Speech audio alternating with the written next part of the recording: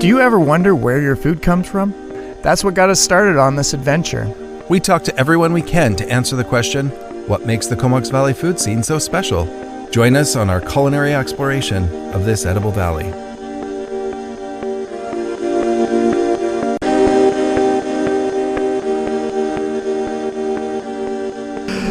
Welcome to the Edible Valley podcast. This is episode 178. My name is William Stringer. I'm the producer. To my right, I have Darren Howlett, who is writer and food entrepreneur. Hello. And opposite me, I have Sharon Janzen from Alderlane Farmhouse Bakery. Hello. Hi, Sharon. Welcome to the show. Sharon grew up in Vancouver and always had an entrepreneurial flair. She spent a lot of her time making things and selling them, starting with a sling-style baby carrier, which she made and sold across Western Canada at craft fairs and small stores. At this point, she moved to Thetis Island as her husband got a new job at a kids' camp, and Sharon decided to start experimenting with baking and selling cinnamon buns. And thus, we can find the very roots of Alderlane Farmhouse Bakery. Later on, in the year 2000, she moved again, this time to Vancouver Island to the Comox Valley, and after gaining more and more skill in baking, saw an opportunity to sell goods from a wicker basket in the schools and businesses across the valley. She started by placing a basket in the staff room at Miracle Beach Elementary and Black Creek Elementary, where teachers and staff paid for goods using the honour system, and quickly moved on to selling at greater places, offices, car dealerships, dentists, all over the place. And she was doing all of this from her little Volkswagen Jetta. That is a tough call for anybody. People started asking her at this point if she does any farmers markets, and she decided to scale up and sell at the wonderful Comox Valley Farmers Market. Her husband, who is an absolutely crucial support and ever there for her, retrofitted her equipment with wheels so she was able to operate efficiently and scale up and have better equipment and start baking more. Sharon, we have a lot to ask you about this incredible story of Canadian entrepreneurialism. Edible Valley is very proud to introduce again Sharon Janzen. Hi. Hi. How are you? I am doing great. Great. Wonderful intro, Will. Thank you. Thank you very much. I'm now sipping my tea. Yeah, welcome to the episode. Thank you so much, Sharon, for joining us and bringing the wonderful little goodies that you've brought. I noticed, aside from the pastries on the table, you brought a little tote with you that maybe we'll get into in a minute. Yes, some sourdough starters. Perfect. Will's done a great job of summarizing how you got here. Can you give us a bit of a snapshot of your business right now? Right now, Comox Valley Farmers Market is the main place where I sell, and the customers, this valley has been incredibly supportive of the valley market, and because of them and coming out even on rainy days when we're saying, oh, thank you so much for coming out, they're going, no, thank you. And that just surprises me every time. But yeah, and I'm selling at the market, and I'm selling at out of my farmhouse as well on Friday afternoons as I'm prepping for market. And how did that wasn't something you always did? That's something recent? Yeah, I just started selling from the house in January. There was a snow day anticipated, and we thought, we've already got some baking done and market might be closed tomorrow, so let's just try and sell it from the house. And it was well received, and we just carried on. And especially then COVID happened, and it seemed to be a good option for people they buy. Actually, my dining room window is set up. People stand on the driveway, look in my dining room window, and all my things are displayed there, and they pick what they want, and I hand it through the little takeout window. Oh, that's fantastic. And they just get a real kick out of it. They think it's hilarious. That is hilarious. Maybe that's also, I think you were mentioning it was a sort of assertion of how the name came to be. You're reminding people of, yes, there's a reason why it's... Yes. So when they come down our driveway, well, first of all, we've got signs on the highway for when we're open, and then a sign at our driveway, and then they start coming down this long, long driveway. It's about 1,000 feet long, and thus it's called Alder Lane. And then they get inside of our house, which looks like a barn. So that's the farmhouse. So it's kind of a mouthful. Right. But it's just what happened. It makes sense once you actually get there. It makes sense, yeah. And it was good opportunity to remind everybody where the name derives from. And you said, we had chatted a bit before turning on the mics here, and you had said something at one point you had considered, or you started off with a different name? I did. When I was selling at the schools, I was going under a different name, Well Bred. And I don't know why I didn't carry on with that name. And now it's not an option because somebody down in Duncan, I believe, has that name. So I'll just stick with my Alderlane Farmhouse Bakery. Maybe we can get them on a podcast. But the farmhouse aspect really played up to the fact that you were doing more than just baking. That's right. When I started at the market, I was selling chickens and farmer sausage. We've got our own recipe for farmer sausage, Mennonite farmer sausage, that Butcher's Block makes for us. Oh, wow. And so we were selling that at the market and baking. It was just sort of an equal amount. Right. So we were just Alderlane Farm, and then it kind of grew into more baking than farm products. And so we added the house, farmhouse. And I didn't mean to undercut that by saying just baking. I mean, I realized that you're a fantastic baker, and the sheer volume of products and the momentum of your business is all based on the bake. Do you have any particular, I think, again, we sort of walked through the steps of what got you to baking, but is there any specific sort of products that you think that you've done that are maybe the linchpin, or are there particular products that you think sort of built your business versus others? Absolutely.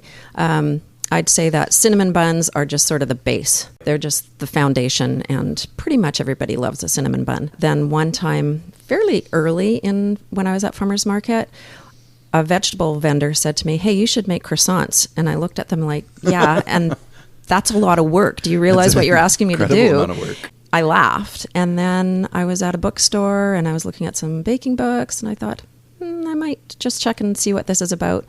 And so I started experimenting with it, and it very rapidly became my bestseller. But I was doing it all by hand until about 4 years ago when I got an actual dough sheeter. Wow. And that made a big difference. I think the thing that a lot of people at home or who are listening might not realize is that I've known a few people that have been somewhat entrepreneurial and been able to bake a few goods at home, and you can put out some muffins, you can put out some cookies, some cakes, all things without buying or investing in equipment. But there's certain things, even on a small scale, that there's a commitment there. You have to seriously commit to some equipment, some heavy investments, just to even produce a small amount. And you're producing quite a bit. At what point did you realize that this wasn't going to work just with your mixer or your what have you? Well, I didn't even really have a mixer other than a KitchenAid 6-quart to begin with. One day my hands were getting sore, and my husband had been asking me for ages if I wanted to get a bigger mixer. Right. And so my hands were getting sore, and I said, on Tuesday, if I don't have a mixer by Friday, I quit. And, we got a hold of one by Thursday, but didn't get it up and running until the following week. But that was thanks to a friend in Vancouver whose name is Alvin, and he tracked down a nice 20-quart ancient mixer, and we managed to get it over here, and I thus named my mixer Alvin after him for helping me get that first big piece of equipment. And then we moved on to a convection oven, a bigger convection oven, which I was saying to you, we got at Voodoo Lounge many, many years ago. And that was a big investment. And then the dough sheeter since then. And then after that, I got the two big commercial convection ovens. So that's the Duke and the Duchess. And the dough sheeter is Joe, after my financial backer who helped me purchase that. That's hilarious. Oh, yeah. That's hilarious. It's funny that you the naming of the equipment. I found that a lot of startup businesses, smaller businesses, like the non-corporate or massively built up businesses, you become so intimate with the machines that and they start to develop personalities, and you can't help but name them. Yeah, and Alvin actually lost first gear. Oh no. And so then I was really hooped. I had him hand painted. He was a candy apple red. He was so pretty. Wow. And then I was in a real panic, and I phoned Hobart, and it's like, I need a machine now. And so it didn't quite happen as quickly as I wanted. So I'm trying to use Alvin with a plastic bag over him, because otherwise flour was flying everywhere. But then I did get my new mixer, and that's Mr. Smee.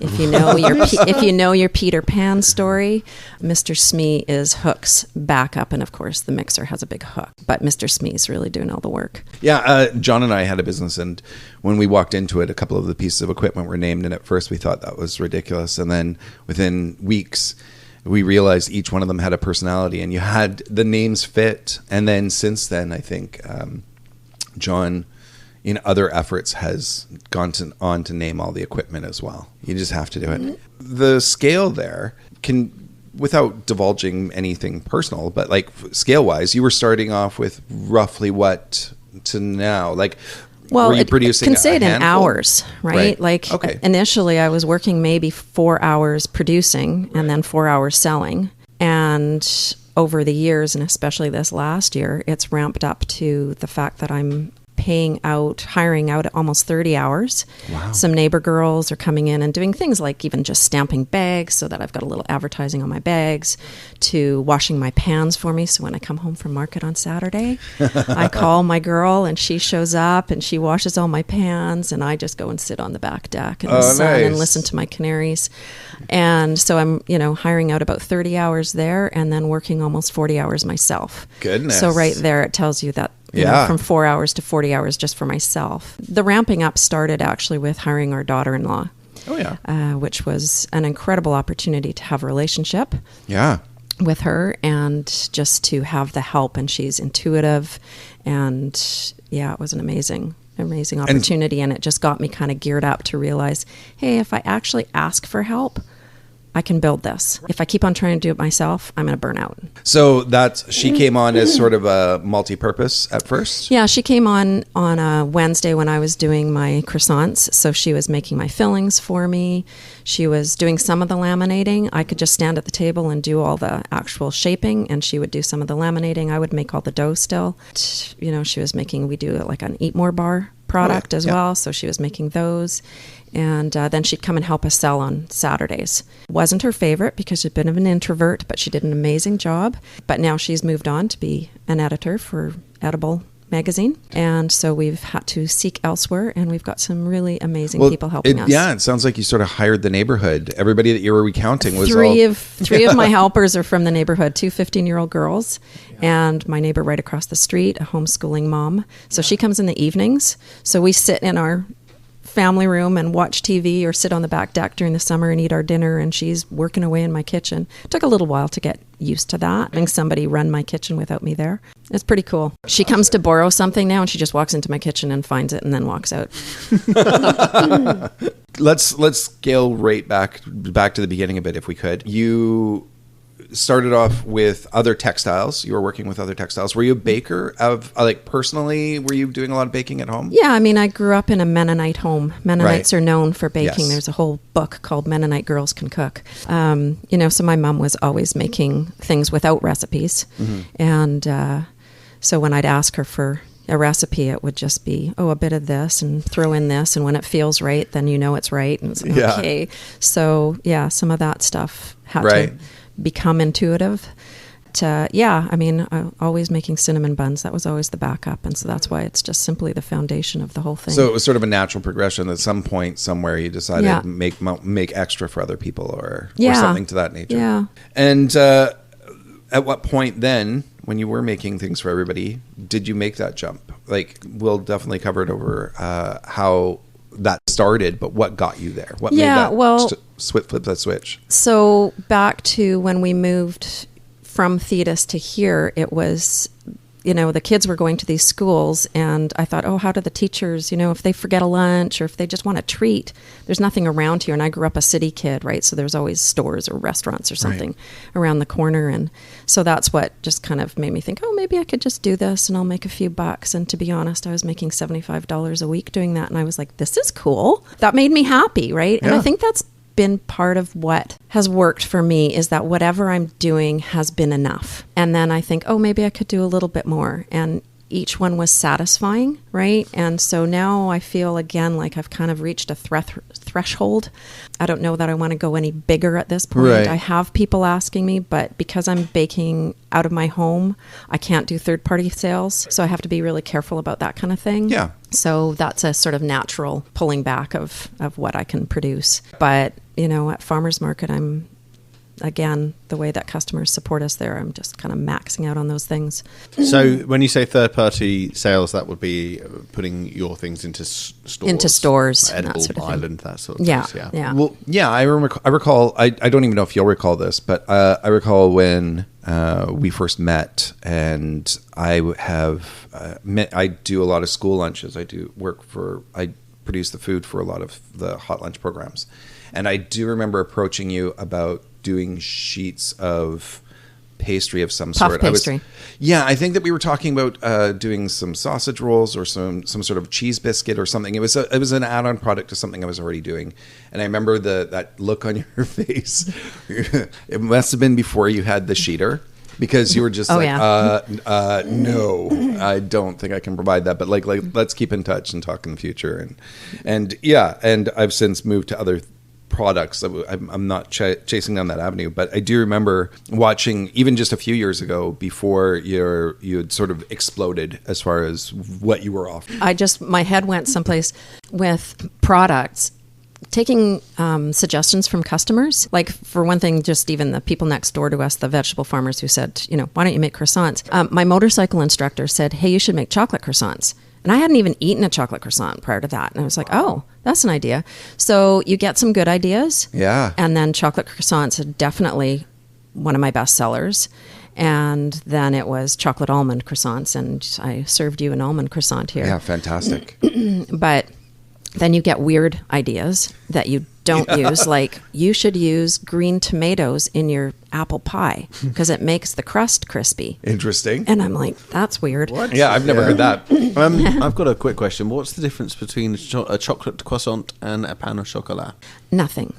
English and French. Oh, is that it? Okay, Yeah. that's great. And mine look different too. Mine is a traditional croissant shape, but I actually have a layer of chocolate on the outside of chocolate pastry. Nice. Yeah. But I have a chocolate bar that I make myself that goes on the inside. So the pain au chocolat is more like just a rectangle shape. Yeah, it is. Yeah.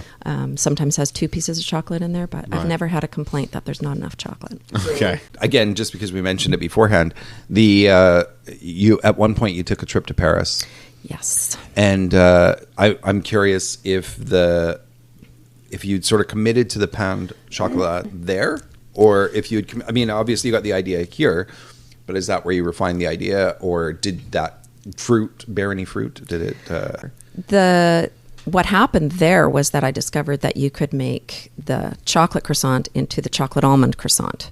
I was already making an almond croissant, so it's a twice-baked product, but then I realized if I had extra chocolate croissants, I could also make those into a twice-baked, which means that I can have product on my table to the end of market. I will always have plain and chocolate croissants on my table because I bake extra, because they go into the freezer and then they come out and get twice baked with the frangipane in it and the almonds on top and all that sort of thing.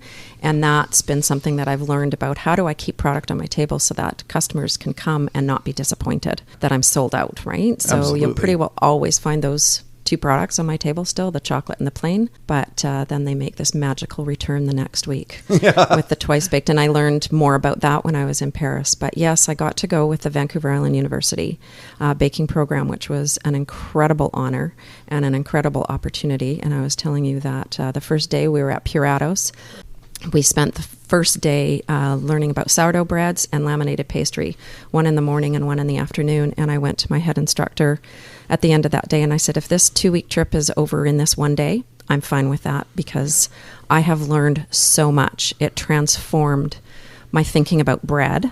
And that, again, has become this huge thing for me, is the sourdough breads. And that was just an amazing experience. And so that was Paris. My next question was going to be, did that bear any did you just decide on new things to create out of that trip? Absolutely. Yeah. The sourdough breads was where I went from there. I was making just what I kind of call Susie homemaker breads.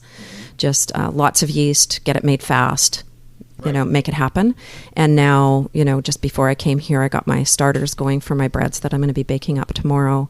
And it's, a 24 to 48 hour process to get those things going. And I do the sourdoughs as well as what's called a poolish method, which is a very tiny amount of yeast. In a large, like that'll make 12 loaves of bread, I use maybe 2 teaspoons of yeast in total. And that's the poolish method. And that's why I do my baguettes and my French white and my Dillon onion bread. And Wow. my canary bread, which is 100% whole wheat with seeds in it. But Interesting. those are all made with very minimal amounts of yeast, but not a sourdough starter.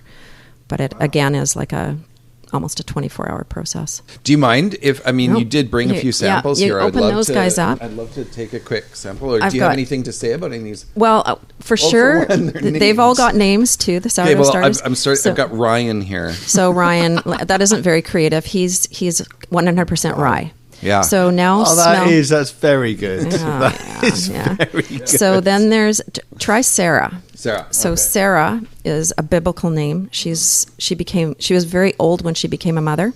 So this is an ancient grain, and it's actually grown at Stonecroft, which is my neighbor in Black wow. Creek. That's 100% Stonecroft. This, So do you notice that she smells very earthy? yeah, very earthy. There's definitely a tiny bit of a minerality to it, and it's very subtle. Like, Yeah. So now do Lego. okay, Lego. So Lego is white, and I actually am a little lazy when I start my starters. I just take a teaspoon of Lego, and then I add like the Neepawa wheat, which is the Stonecroft wheat. I gotta smell this again. So it's my building block. So that's why it's Oh, called nice. Lego. Yeah, yeah. So do you notice that it's got more of a acidic smell, Yeah. but it's not so earthy. Right. Like, so you can see how each of the breads is going to take on different flavors. Yeah, based absolutely. on I would say that this one, I can already tell. like a vinegary Yeah, kind of smell. exactly. There's a bit of a note of a loaf of bread that I can't put my finger on, but I definitely have tasted that before. Yeah. Again, coming back to the Ryan's very strong, very pungent, but not in an offensive way. Yeah. So Martin was the head instructor when we went to VIU, Okay. or when I went to Paris with VIU. He runs Serafina's Oven down in Duncan right now. And so I went and did a sourdough course with him over a weekend, and he gave us that starter. So that's 50-50, organic rye, I think it's an organic rye and organic whole wheat. And so That's I just lovely. named that starter Yeah, after Martin. no. Because I think that's beautiful. Like that kind of mellows out that strong pungency of the rye, but there's almost something comforting there. I don't know. So now, if you put them in order, Martin, Ryan, Sarah, Lego, you have MRSL, and that's Mrs. L in there. So I see that. Mrs. L, MRSL. Yeah. Mrs. L, I take her and I spread her out on a piece of silicone mat. Sure. And I dry it. And I actually give that away as a sourdough starter to my customers who Oh, wow. want to start their own. Yeah. And so you just dry it and flake it. And so she's everything. Mrs. L is everything. Oh yeah, that's got a lot of body. Yeah. That's great. I've got to ask too that. So you've got all this sourdough knowledge and appreciation and love. I have a look on my face right now going, see. don't ask me any specific I'm not gonna questions. get into I don't know anything scientific. Not into the chemistry of it, but I'm just saying that. Did you notice that during COVID, that was sort of the first trend as COVID hit, was that everyone took to making sourdough. Absolutely. That's when I started doing the starters, doing the Mrs. L starters and drying the flakes. I've given away between 150 and 200 Wow. of those little packages, to which people say, well, aren't you like giving away your business? And it's like, no, not at all. Like, it's been the least expensive advertising I've ever done. Right. Really. And it's just encouraging people to try this at home. Yeah. And either they try it and take off with it, and that's great, or they're like, I really appreciate what you're doing. I'm going to keep on buying from you because this is a lot of work. But I've also created a sourdough starter kit. So I include 2 of those starters and 3 linen couche. So when you rise your bread, it's in a piece of fabric, and the linen keeps it from sticking. And I include a recipe in there and how to take care of your starter and the 3 linen couche and the 2 starters, and then 2 links to videos that I've done on YouTube so that they can figure out how to do it all and get some help in that. And so that's a $25 kit that I'm selling at market as well. So, and that's the other thing too, I think that a lot of people don't realize is that, yes, you know, maybe you are literally giving away something that you've created, but for them to recreate what you can create, just having just having the starter there isn't nearly enough. Like, there's the way you do it, the method, the length, the duration, the ingredients you use are going to give you a very different thing than somebody's able to make at home. So yours, it still keeps your bread unique and individual, even though people are starting at the same starting point as you. Yeah. That's great. That's fantastic. So have you branched out in other ways? I'm not saying that you should. I'm just curious if there's other little nuggets like this that you've hidden. No, I don't. You mean in terms of my product line, that sort of thing? Not really. I mean, I've always done pie. I've got brownies. I've got, basically when a family comes, I'm hoping that each family member will find something that they want, right? And, I keep on being asked, do you do scones? Do you do muffins? And it's like, you know what? Seaside Sweets down the way there, she does them because I can't do it all. But there's ways that I do things that it's not a ton of extra work, but I can produce the brownies. I can do a peanut butter bar. I can do the pies and yeah. And what's your favorite? These guys, the almond croissants, fantastic, are my favorite. And like the sourdough breads, like I actually go to bed dreaming about my toast the next morning. I really do. It's like, that's awesome. I hope I'm hungry in the morning. Is tasty. Yeah, my pumpkin sun sourdough, that's probably one of my favorites. Our grandson named that one. I said, if there's pumpkin seeds and sunflower seeds in it, what would you name this bread? So he called it Pumpkin Sun. So when you toast it, those seeds get even toastier. They're already toasted when they go in, but they get even toastier, and it's just I love roasted pumpkin seeds. So I have one final question, and Will, you've got a question. Yes, I actually did want to know what other local ingredients you're using to make your products. Right. That's something that I really want to do, but of course in baking it's hard to get local almonds and local sugar, and I've managed to get some local flour in there with my neighbor at Stonecroft, but I also try and I am using eggs from Ridgewood, and they were actually my neighbors on Kelland Road. We've got a lot of things happening just on our road. Using lard from Raised Right Ranch, dill from any neighbor that will give me dill, apples from any neighbor. Our son actually has a couple apple trees at his house, so I've used that. Rhubarb from a neighbor. Grew my own pumpkins this week, or this year. Wow. This week. Yeah. Harvesting. Actually, I didn't actually do that because I'm not a gardener. I don't have any time for it. That was grown at our place, but by my husband and some friends. And then garlic scape. I've done some garlic scape in my breads as well. So the dill goes into the bread as well. So yeah, just try and do what I can. Right. Yeah. Use as local as you can. Yeah. And my final question is, what does the future hold? Where are you? That's a good question, because I'm kind of sneaking up to 60, and it's like, how long can my body do this? Right. And I think that's all part of getting people to help me do this hiring out, that definitely a Friday ends better than it used to. I used to just collapse at the end of Friday, and then I had to get up at 2:30 or 3 in the morning on Saturday, which is when my croissants get baked up. So by hiring out and having really good people helping me, I can see myself going a little bit longer and further. But as it hasn't come up here that my husband has MS.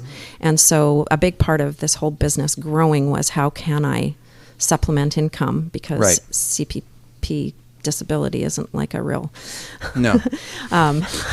it helps a bit, but so how can I supplement and make things work for us? I want to try and work as long as I can, and so as long as my body will do this, I want to keep doing it, and certainly as long as this valley is supporting a business like mine, and they are just, I wouldn't be where I am at without the people from this valley. Like, they are just so supportive. It's incredible. Well, I mean, you can see it at the market. I mean, I remember always, we were positioned, our booth was positioned just across from yours, and you could always see that you always had a lineup and you were always sold out. Yeah, it's a bit of a Disney lineup now with COVID. They've made these barriers kind of thing, and it's like, yeah. Yeah. Well, hopefully it's temporary. I'm sure it'll change. Yeah. Well, it's actually helped us because people now start at one end of our booth and they work along and they're actually seeing all our products. Yeah. They didn't always see everything before because they just make a beeline for what they wanted, right? And now it's much more organized and people see the scope. Well, that's great. And it's good to know that you'll still be sticking with it for a while. And even if you start to remove yourself from it a bit, it seems like you've got the infrastructure there to keep things going strong. Hopefully. Yeah. Yeah. Wonderful. Yeah. Well, thanks so much for sitting in with us and bringing everything. Yeah, we never get gifts like this. You brought a lot of great gifts. Thank you so much. Well, thanks for having me. Sharon. Thank you for coming on. All right. Thanks. And thank you for listening to the episode of the Edible Valley Podcast.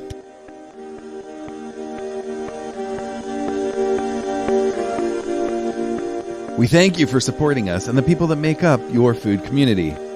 Follow us on your preferred social media at Edible Valley for recipes, tips, behind the scenes, and more. You never know where we'll be next in your Edible Valley.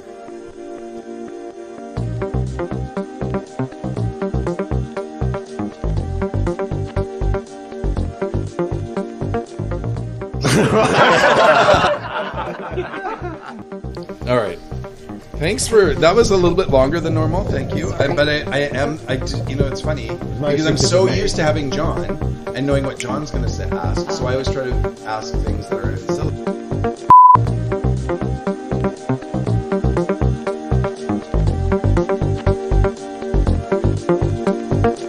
This is an Edible Valley production.